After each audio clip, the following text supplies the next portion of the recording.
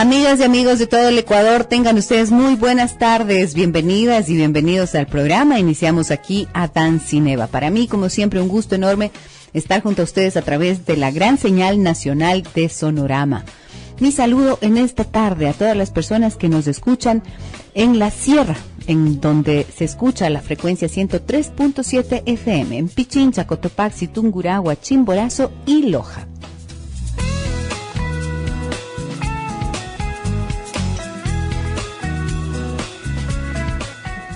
Desde el día de ayer, lunes 3, hasta el próximo 6 de junio, se lleva a cabo en nuestro país, aquí en nuestra ciudad de Quito, el segundo Congreso Mundial de Sexualidad, Educación, Arte y Espiritualidad, por un enfoque integral de la educación y la salud sexual. Estarán en esta tarde con nosotros dos invitados especiales, el doctor Manuel Lucas, que es presidente de la Sociedad Española de Intervención en Sexología, y la doctora Gladys Llanos, del Ecuador. Con ellos abordaremos un tema súper interesante. Vamos a hablar acerca de la publicidad y la sexualidad, la pornografía, las adicciones y los medios de comunicación. ¿Cuánto estos influyen en el comportamiento sexual de los adolescentes y de las personas? Estaremos con ese tema. Iniciamos con música en esta tarde y damos paso enseguida a esa entrevista.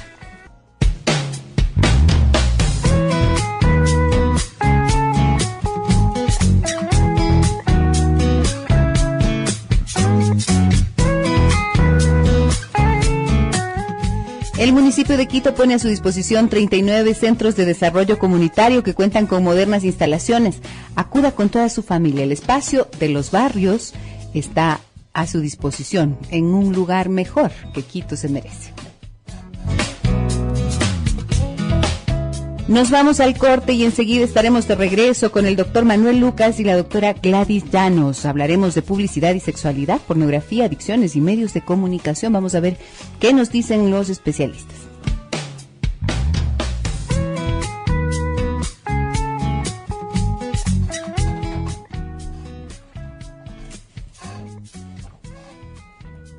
El segundo Congreso Mundial de Sexualidad, Educación, Arte y Espiritualidad se lleva a cabo en nuestra ciudad y, como les anuncié, ya están con nosotros en este momento nuestros invitados.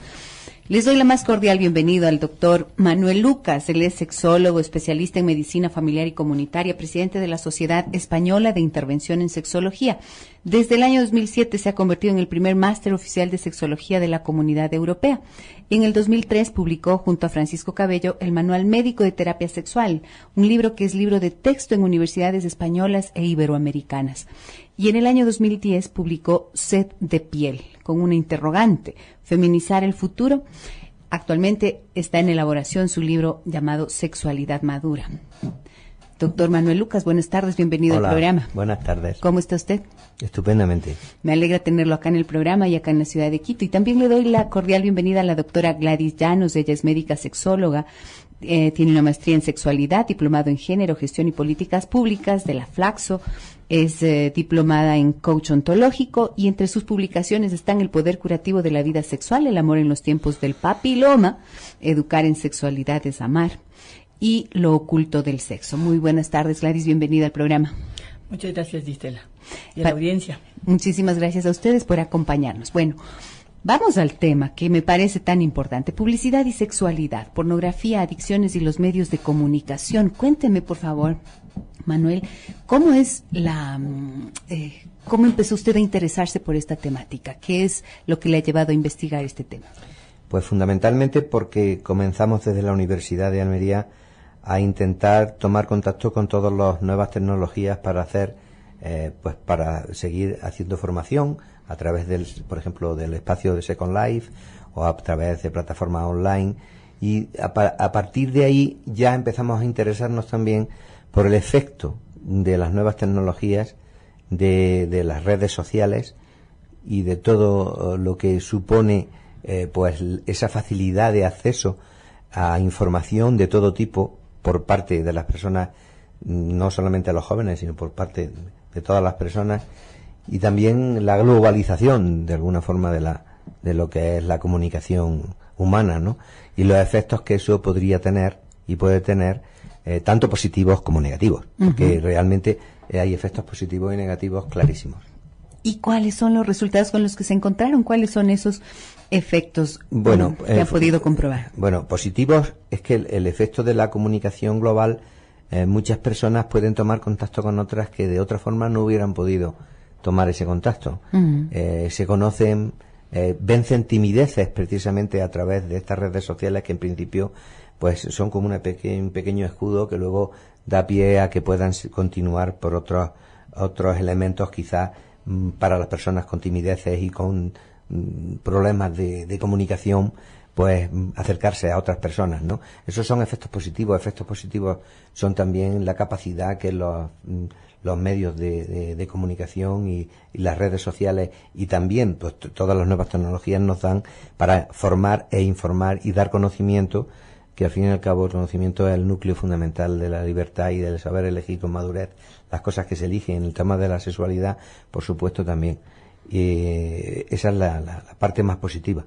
La parte más negativa es que también esas redes dan lugar a una información desordenada, una información que les llega a muchas personas y que no están filtradas por ningún elemento de calidad o ningún cuestionamiento, y que finalmente pues pueden establecer verdades sobre y producir mitos y extender mitos sobre la sexualidad que realmente acaban haciendo daño a muchas personas, ¿no? Y también, por otro lado, que haya personas que de alguna forma tomen adicción a querer comunicarse solo y exclusivamente a través de las redes sociales, y por tanto la sexualidad, que fundamentalmente es piel, fundamentalmente es contacto, pues la sexualidad humana, a pesar de que en la cultura occidental la hemos genitalizado, realmente el libro que acaba de nombrar, se llama Sed de piel, es un estudio antropológico, no es una novela de pasión, que lo único que viene a decir es que los seres humanos realmente el elemento fundamental de nuestra sexualidad es la piel. Y claro, a través de las redes, a través de la pantalla fría de un ordenador, difícilmente puede establecerse ese contacto, y por tanto se convierte en una sexualidad pues de alguna forma amputada en los campos sensoriales, y hace que las personas realmente no acaban al final sintiéndose satisfechas en absoluto. Gladys, ¿cuál es el concepto de sexualidad? ¿Puede usted darnos la definición de la sexualidad? Bueno, la sexualidad está implícita en todas las actividades de la persona. Desde luego, hay variantes desde cuando uno está en el embarazo, la mujer tiene una sexualidad especial. Ese bebé sale ya impregnado de ciertas vivencias de la sexualidad de su madre, y luego viene ya todo en el ciclo vital.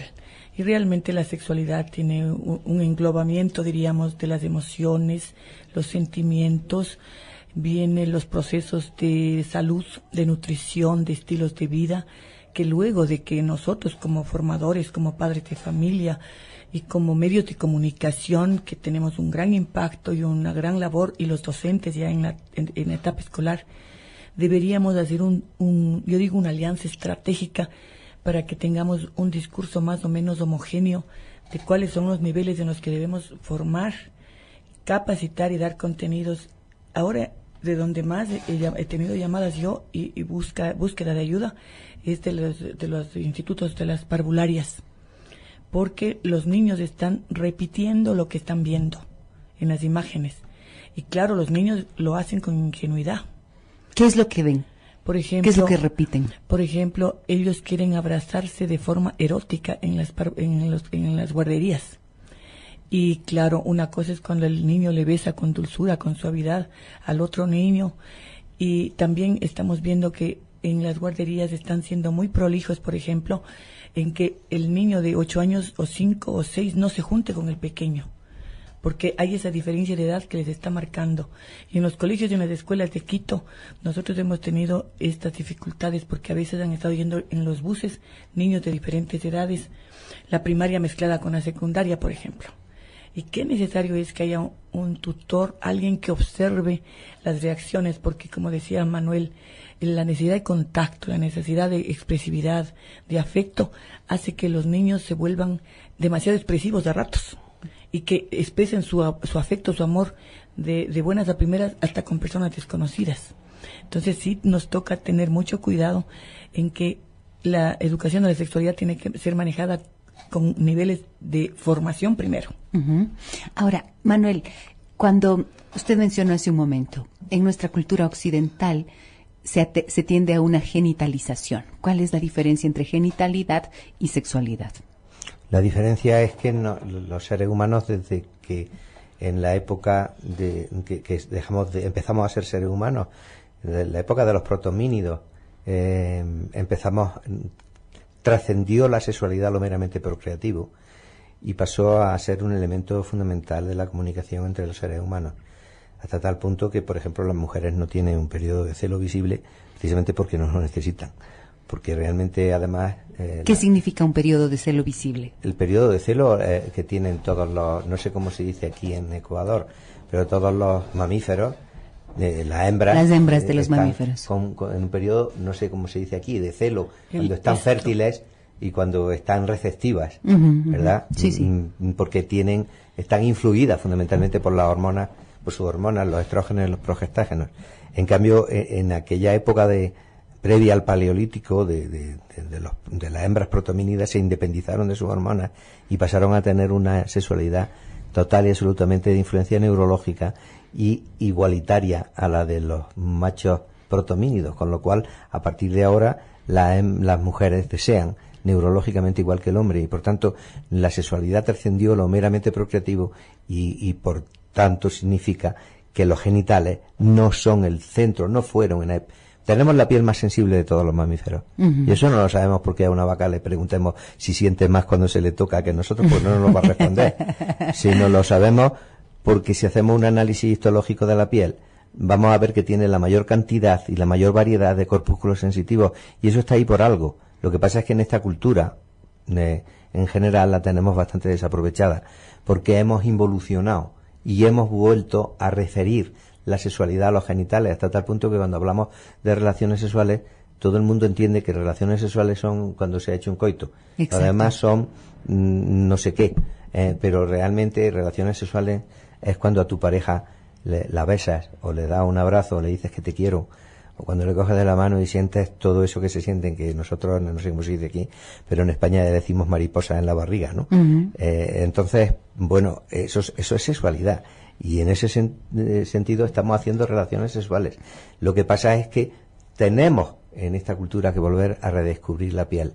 Esa piel que nos negaron desde pequeños, porque los pediatras americanos del siglo XX, del principio del siglo XX, extendieron la idea de que no era bueno que los niños se acostumbraran a los brazos, ¿no?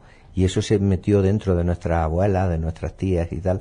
Y entonces siempre que coge, no es bueno que el niño se acostumbre en brazos. El niño tiene sed de piel. Tenemos todos sed de piel desde que nacemos hasta 2 minutos después de morirnos. Y entonces es muy necesario que los niños se cojan en brazos, se tomen, se les acaricie y que lo hagan varias figuras de apego. Y eso volverá a suponer que volvamos a descubrir la piel y que no sea una sexualidad tan reducida, tan falocrática y tan excesivamente genitalizada. Es decir, la sexualidad involucra otras dimensiones distintas únicamente a la de los genitales, y eso quiere decir también que esta piel que es altamente sensitiva, que es la forma en la que nos ponemos en contacto con el mundo, también es la forma de expresar lo que sentimos hacia esa persona que consideramos válida para entrar en contacto en una relación y por lo tanto en una relación sexual también.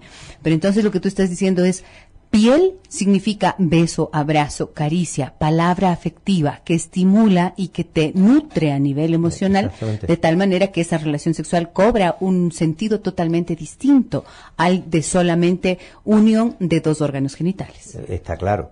Es así. La reducción a los genitales de la sexualidad empobrece tremendamente las relaciones sexuales. Nos perdemos toda una aventura, que es recorrer toda la geografía de nuestra piel, que cada vez que la recorres vas encontrando, como si estuvieras corriendo una aventura tremenda, rincones que nunca habías encontrado y que realmente hacen que la sexualidad sea mucho más creativa y mucho más poliédrica de lo que realmente nos la montamos en este momento. Ahora, si es que esto es así, si es que ha existido esta involución, yo quiero preguntarle a Manuel, quiero preguntarle a mis entrevistados, ¿qué es lo que ha llevado a esta involución? Si empezaron los seres humanos dentro de un proceso de evolución por tener relaciones genitales, únicamente a nivel genital, y luego se desarrolló toda una historia de sexualidad, ¿qué fue o qué es lo que ha hecho que ahora, en este tiempo, se haya vuelto a únicamente esta genitalidad y, por lo tanto, esta visión reduccionista de lo que es la relación sexual? Eso quiero preguntarle al doctor Manuel Lucas, que hoy nos acompaña, y a la doctora Gladys Llanos. Volvemos luego de la pausa.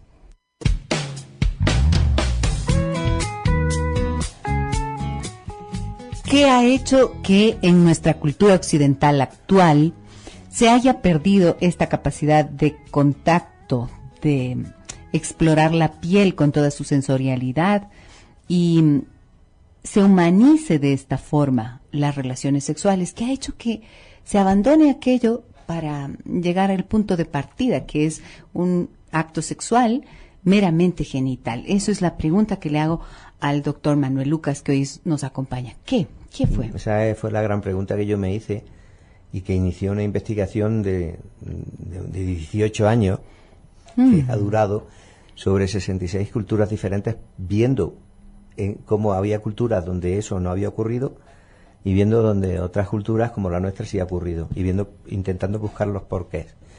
Y al final la conclusión es que de las culturas que son más agresivas son las culturas que han reprimido más la piel, pero también han reprimido a la mujer y a lo femenino.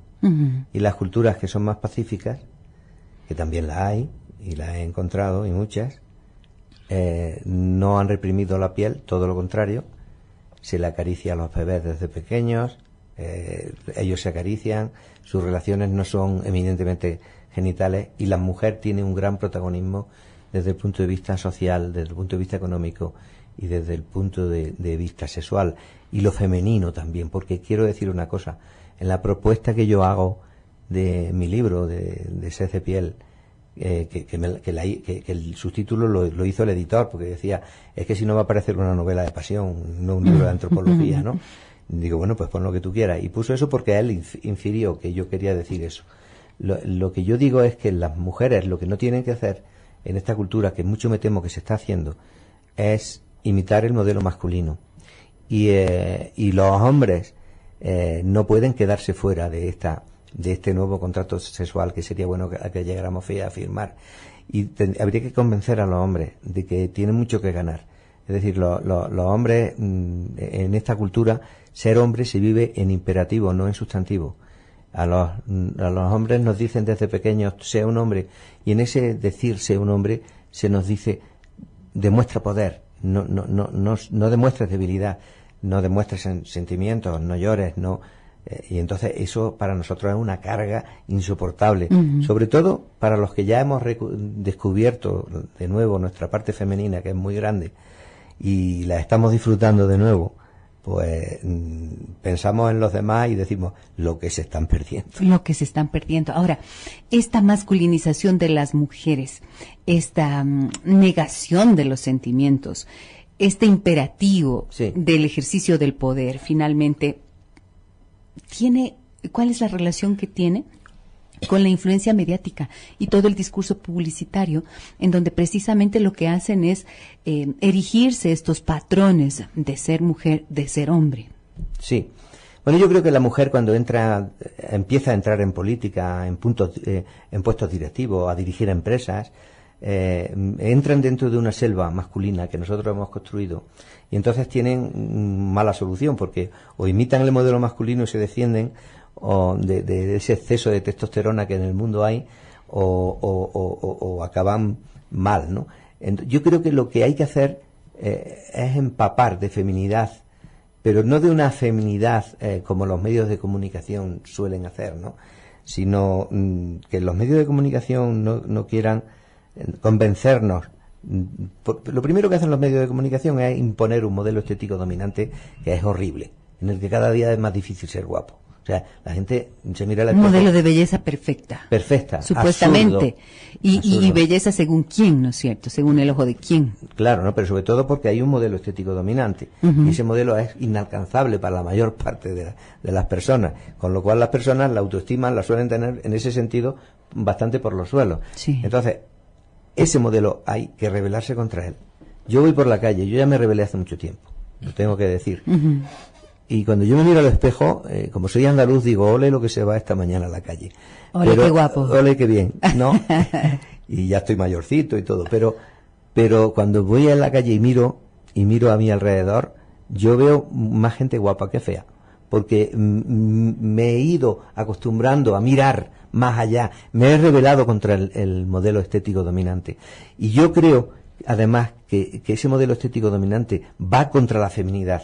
Porque la mujer tiene las caderas anchas, porque la mujer tiene los pechos, porque la mujer es exuberante en general. Y desde luego... Y lo que se propone son unos palos. Unos palmos. Se propone una mujer que cuando la veo, una mujer, ese tipo de mujer, cuando la veo desnuda, como diríamos en Andalucía, a mí lo único que me da ganas es de cantarle una saeta. Porque no... ¿Cómo es una saeta? Una saeta es un cante flamenco que se hace en la Semana Santa, que es muy triste, porque es cuando Jesucristo lo han crucificado, ¿no? Entonces es terrible, ¿no? Entonces es muy triste. Una mujer exuberante, una mujer que tiene caderas, que está, no sé, como decían las diosas del Paleolítico. Todas las deidades del Paleolítico eran femeninas, y además eran femeninas rebolondas. Porque entonces sí sabían satisfacer las de piel. Voluptuosas. El Paleolítico era femenino, y porque todas las deidades eran femeninas, y además era la sexualidad del Paleolítico era de piel. Y esto pues se vino abajo en el momento que tuvimos que empezar a enfrentarnos con la escasez, cuando la agricultura se inventó porque había escasez, y entonces se tuvieron que demarcar territorios, y entonces a esa demarcación del territorio se tuvieron que defender, empezaron las guerras, y el principio del placer se enfrentó al principio de realidad, y en ese momento se empezó a reprimir a lo femenino. ¿Vale? Y de ahí es donde viene toda esta historia. Pero yo creo que tenemos mucho margen en esta cultura y en esta sociedad para mejorar, no para ser igual que los que viven en las islas de la Polinesia o de la Micronesia, pero sí para mejorar. Y tenemos eso, la obligación de hacerlo entre todos. Porque a mí me parece tan importante esto que tú acabas de señalar, que es, podemos revelarnos, siempre podemos revelarnos, porque hay un espacio de poder personal, claro, de el ser individual, que nos cuestiona y nos plantea qué tipo de vida yo quiero llevar. Si bajo el predominio de alguien o el dominio de algo, o si puedo ser capaz de construir mi propia historia, ¿no es cierto? Y eso me parece que es fundamental, sobre todo en una cultura en la que las mujeres prácticamente se supone que están al servicio del placer del hombre, para complacerlos, y para eso no hay que escatimar esfuerzo alguno. Yo quisiera preguntarte, Gladys, dentro de tu práctica clínica, ¿qué es lo que observas en relación a lo que ha mencionado Manuel antes? Mujeres que están con la autoestima por el suelo y que además van en esta búsqueda de satisfacer al hombre a nivel sexual. ¿Qué es lo que tú ves acá en nuestra cultura ecuatoriana? Bueno, varía, porque hay mujeres que están preocupadas porque los varones se han vuelto muy demandantes de sexo. Y hay mujeres que también están preocupadas porque ellas no se sienten lo suficientemente con el modelo estético para estar satisfaciendo a la pareja. Pero también hay mujeres que ya se han vuelto formadoras de ellas mismas. Sin embargo, los mitos que existen, por ejemplo, que cuando llega a los 40, 45 años, o con la ligadura, o con la cirugía de útero, como que la mujer se siente limitada, y eso no es así. El climaterio, la menopausia a la mujer no le limita, al contrario, le da más certezas, más seguridades. Pero ahora que la medicina ha mejorado tanto, y que tenemos medicina alternativa y que tenemos cuidados en dieta, en salud, nosotros deberíamos cuidarnos más, porque la preocupación que tenemos es que la pirámide poblacional antes estaba así, pero en el 2025 se estima que la pirámide va a revertirse, y que del 2025 para adelante la mayor población vamos a ser los adultos de 65 años para arriba. Esto yo llamo a la comunidad a la reflexión. No es que vamos a estar contentos jubilados, no. Nosotros tenemos que seguir productivos, formando y tanto en la vida íntima, en la vida de trabajo, tenemos que seguir siendo productores. Y en la parte sexual, yo tengo pacientes de 85 años que están ayudados con la ciencia y con la terapia y que tienen vida sexual satisfactoria con sus parejas jóvenes a veces porque han quedado viudos, y las mujeres también. Y eso me parece que es también una forma de revelarse a lo que también plantea la publicidad y esta sociedad de consumo, ¿no es cierto? Que dice el placer sexual es solo para los bellos y para los jóvenes. Sí. Y luego entonces queda un margen de población inmensísimo por fuera de eso. Entonces, ¿cómo es que este discurso que estamos analizando, este discurso publicitario que está a través de los medios, llega a Internet? ¿Qué es lo que tú has encontrado, Manuel? Bueno, pues fundamentalmente llega a Internet de muchas formas, también para el hombre, ¿eh? Por ejemplo, pongo el ejemplo de los numerosísimos anuncios que hay en Internet del alargamiento del pene, ¿no? Alargamiento del pene, Sí, claro. hay muchos anuncios de eso. Y eso es una barbaridad. Porque, y les colocan pesas. No, pero claro, pero vamos a ver, el pene es un individuo que llevamos los hombres colgando entre las piernas. Un individuo con vida propia. Sí, tiene vida propia porque no nos hace caso. Aparece cuando no se le llama, y cuando se le llama insistentemente a veces no acude. Es además un elemento que es muy sensible a cualquier cosa. Y la erección humana, que no como pasa con otros animales que tienen un pene fibroso y que es de impulso muscular, se hace a través de vasos sanguíneos que entran dentro de unos cuerpos que se llaman cuerpos cavernosos, y que entonces esos cuerpos cavernosos se llenan de sangre. Si yo le pongo pesas al pene, las trabéculas de los cuerpos cavernosos, seguramente que a lo mejor lo tendré más largo, pero será bastante más inservible. Entonces, ¿yo para qué quiero tener un pene largo?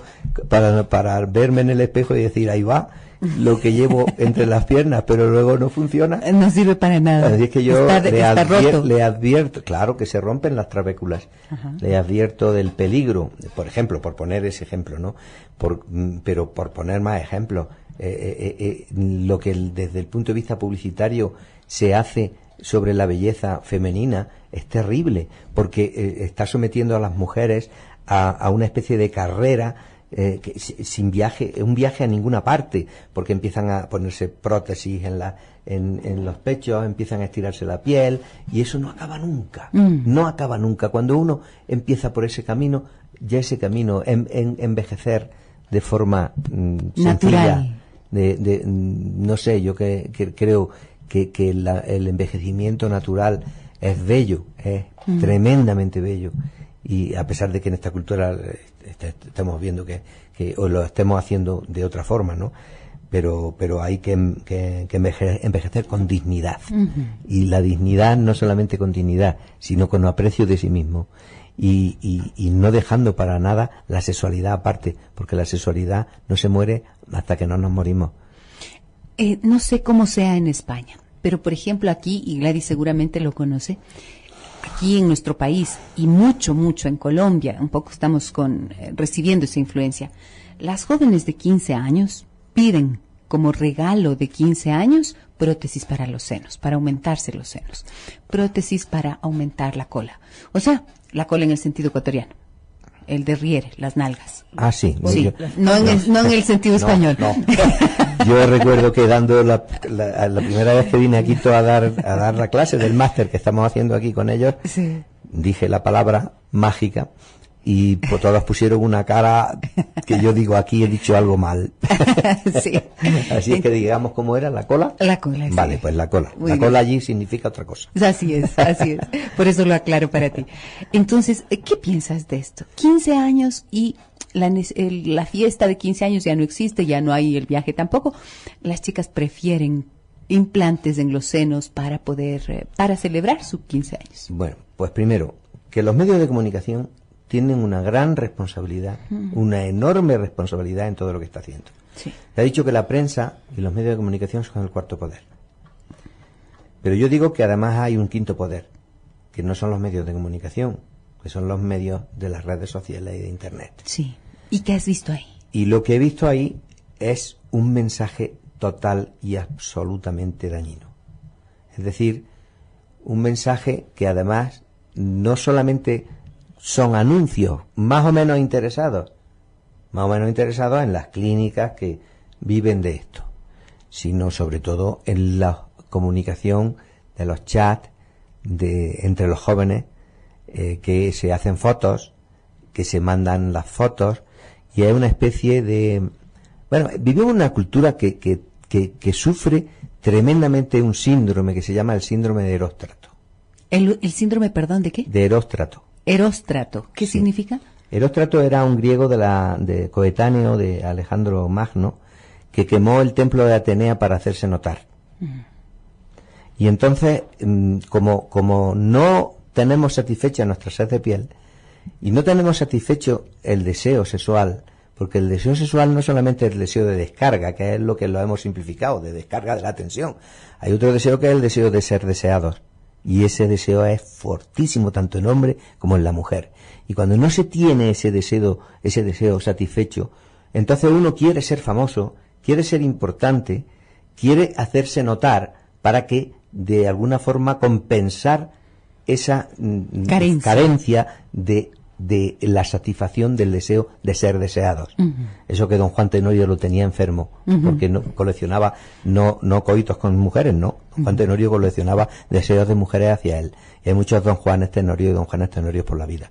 Bueno, pues eso, el síndrome de Eróstrato, es lo que está haciendo que muchas chicas quieran ser tan perfectas como las que ven en la televisión, que quieran parecerse a las famosas, porque a ellas les gustaría también ser deseadas como las famosas. Que muchas personas que ya saben que no pueden alcanzar eso, utilizan otras cosas, como por ejemplo la pornografía de la intimidad. Hay muchísimos programas en televisión en que la gente va a exponer allí sus trapos sucios de su familia, de todas las cosas que, además, implicando a lo mejor a personas que no le gustaría verse implicada en eso, y hay muchos programas que promocionan la pornografía de la intimidad. La intimidad es algo tremendamente importante para las personas, y que cuando se descarna y se pone delante de una pantalla de televisión por hacerse notar por el síndrome de Eróstrato, se hace mucho daño a esa misma persona, se hace daño a ella, pero le hace mucho daño a todos los que tiene alrededor. Y esto también es consecuencia del síndrome de Eróstrato. Precisamente ayer yo comentaba en el programa esta ruptura que existe a partir del surgimiento de Internet y de las redes sociales y de todos los sitios web en los que se publica las fotografías, se exhibe la privacidad, o sea, se rompió el concepto de privacidad. Claro. Y todo lo privado se volvió público, porque eso son las redes sociales. El Internet es un espacio público, como los medios de comunicación son públicos, y esto ha roto precisamente la posibilidad de seguir conservando ese espacio de la intimidad, que es sagrado, porque me pertenece como individuo, y si es que es al interior de una pareja, nos pertenece como pareja. ¿Cuál es la consecuencia que esto puede tener? Pues la consecuencia es muy grave. Primero, problemas tremendamente graves de autoestima, para empezar, porque el que acaba exhibiendo su intimidad, al final él mismo se está infiriendo daños terribles, que es casi, yo diría, casi un suicidio social el que lo hace. Hay programas que también promocionan la maledicencia, la pornografía de la maledicencia. Así es. Que son los programas mal llamados del corazón, porque un programa del corazón sería o que habláramos fisiológicamente y anatómicamente del corazón, o de los afectos, o desde el punto de vista simbólico del amor y de los afectos, pero no programas del corazón para destrozar socialmente y asesinar socialmente a personas famosas o no tan famosas. Y eso también tiene un daño terrible, pero en la pornografía de la intimidad no solamente se daña a la persona que se somete a esa pornografía, se daña también, y hay daños colaterales para muchas personas, para su familia, para sus padres, para su madre, para su hijo, para todo lo que le rodea. Y eso es terrible porque acaba destrozando una familia. Ahora, esto pasa muchísimo en la población de jóvenes, de adolescentes. He tenido que trabajar en casos como esos, en los que jovencitas que han permitido, han consentido, unas han consentido, otras simplemente su pareja ha violado ese contrato implícito de la privacidad, de la intimidad, y se filman los actos sexuales o se filman en un striptease, en una simulación de striptease, y luego se topan con ese material rodando en las redes sociales. causa unas lesiones terribles para ellas. Se arman unos escándalos espantosos en su propio medio, en sus colegios, en sus universidades, porque lo he visto en los dos ámbitos. Y entonces, yo me pregunto, en este escenario, con esta influencia, con este tipo de comportamientos, ¿qué es lo que los padres tenemos que enseñar en materia de educación sexual, Manuel? Pues fundamentalmente, tenemos que hacer educación sexual para la libertad. La libertad es la capacidad para elegir. Y la capacidad para elegir se basa en dos cosas, en la equidad y la democracia, es decir, la equidad y la libertad entre hombres y mujeres, entre distintas formas de vivir la sexualidad, entre las distintas personas, sean cual sea su condición. Y la otra pata importante es el conocimiento. Es decir, yo, para poder ser libre para elegir, tengo que saber, tengo que conocer. Entonces, a los hijos hay que enseñarles desde la escuela, desde la familia, no negarles el conocimiento de su sexualidad, porque al fin y al cabo, ese conocimiento lo que va a hacer, porque la libertad es ineludible. Yo tengo una hija con 16 años y yo le puedo decir que venga a las 10 de la noche, pero hasta las 10 de la noche yo no voy a poder controlar lo que va a hacer. Está en libertad. Es que está en libertad, por tanto es que es ineludible. Y ahí es en donde tiene que entrar en juego educar? Su capacidad de elección. Claro, y para poder tener capacidad de elección tiene que tener conocimiento, y tanto la familia como la administración sanitaria, como la administración educativa, tienen la obligación ineludible de que las futuras generaciones tengan mucha más capacidad para elegir de forma madura que la que hemos tenido nosotros en nuestras generaciones. El doctor Manuel Lucas en esta tarde. Manuel, muchísimas gracias por los valiosos conceptos que has compartido en esta tarde con nuestra audiencia. Mil gracias de verdad.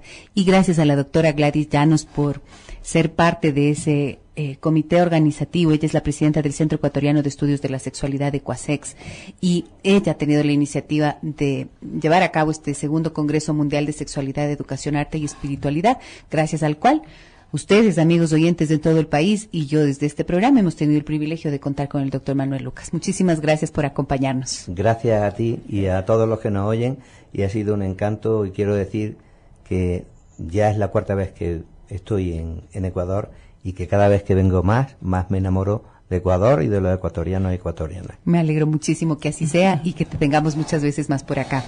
A ustedes, amigas y amigos, que tengan una muy buena tarde. Mañana a partir de las 15:05 nuevamente los espero en Adán Cineva. Que tengan una buena tarde, un abrazo. Soy Giselle Echeverría.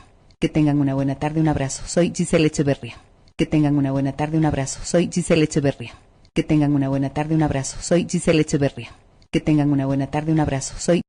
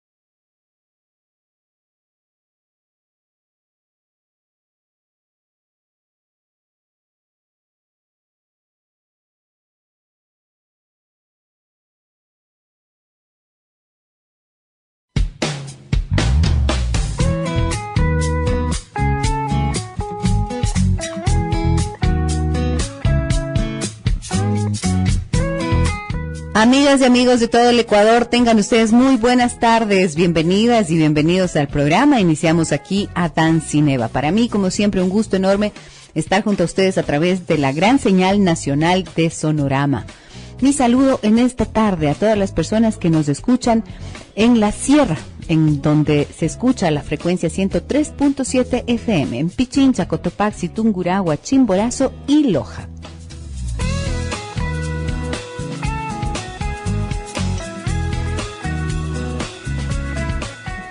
Desde el día de ayer, lunes 3, hasta el próximo 6 de junio, se lleva a cabo en nuestro país, aquí en nuestra ciudad de Quito, nosotros en este momento nuestros invitados. Les doy la más cordial bienvenida al doctor Manuel Lucas. Él es sexólogo, especialista en medicina familiar y comunitaria, presidente de la Sociedad Española de Intervención en Sexología. Desde el año 2007 se ha convertido en el primer máster oficial de sexología de la Comunidad Europea. En el 2003 publicó junto a Francisco Cabello el Manual Médico de Terapia Sexual, un libro que es libro de texto en universidades españolas e iberoamericanas. Y en el año 2010 publicó Sed de Piel, con una interrogante, ¿feminizar el futuro? Actualmente está en elaboración su libro llamado Sexualidad Madura. Doctor Manuel Lucas, buenas tardes, bienvenido al programa. Buenas tardes. ¿Cómo está usted? Estupendamente. Me alegra tenerlo acá en el programa y acá en la ciudad de Quito. Y también le doy la cordial bienvenida a la doctora Gladys Llanos. Ella es médica sexóloga, tiene una maestría en sexualidad, diplomado en género, gestión y políticas públicas. El municipio de Quito pone a su disposición 39 centros de desarrollo comunitario que cuentan con modernas instalaciones. Acuda con toda su familia. El espacio de los barrios está a su disposición en un lugar mejor que Quito se merece. Nos vamos al corte y enseguida estaremos de regreso con el doctor Manuel Lucas y la doctora Gladys Llanos. Hablaremos de publicidad y sexualidad, pornografía, adicciones y medios de comunicación. Vamos a ver qué nos dicen los especialistas.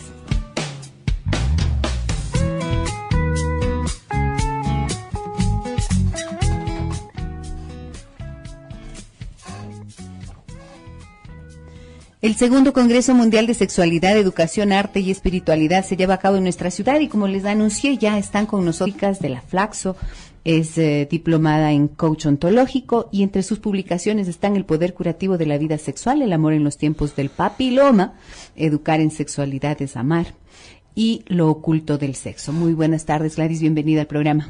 Muchas gracias, Distela, y a la audiencia. Muchísimas gracias a ustedes por acompañarnos. Bueno, vamos al tema que me parece tan importante, publicidad y sexualidad, pornografía, adicciones y los medios de comunicación. Cuénteme, por favor, Manuel, ¿cómo empezó usted a interesarse por esta temática? ¿Qué es lo que le ha llevado a investigar este tema? Pues fundamentalmente porque comenzamos desde la Universidad de Almería a intentar tomar contacto con todas las nuevas tecnologías para hacer, para seguir haciendo formación a través del, por ejemplo, del espacio de Second Life. El segundo Congreso Mundial de Sexualidad, Educación, Arte y Espiritualidad, por un enfoque integral de la educación y la salud sexual. Estarán en esta tarde con nosotros dos invitados especiales. El doctor Manuel Lucas, que es presidente de la Sociedad Española de Intervención en Sexología, y la doctora Gladys Llanos del Ecuador. Con ellos abordaremos un tema súper interesante. Vamos a hablar acerca de la publicidad y la sexualidad, la pornografía, las adicciones y los medios de comunicación. ¿Cuánto estos influyen en el comportamiento sexual de los adolescentes y de las personas? Estaremos con ese tema. Iniciamos con música en esta tarde y damos paso enseguida a esa entrevista.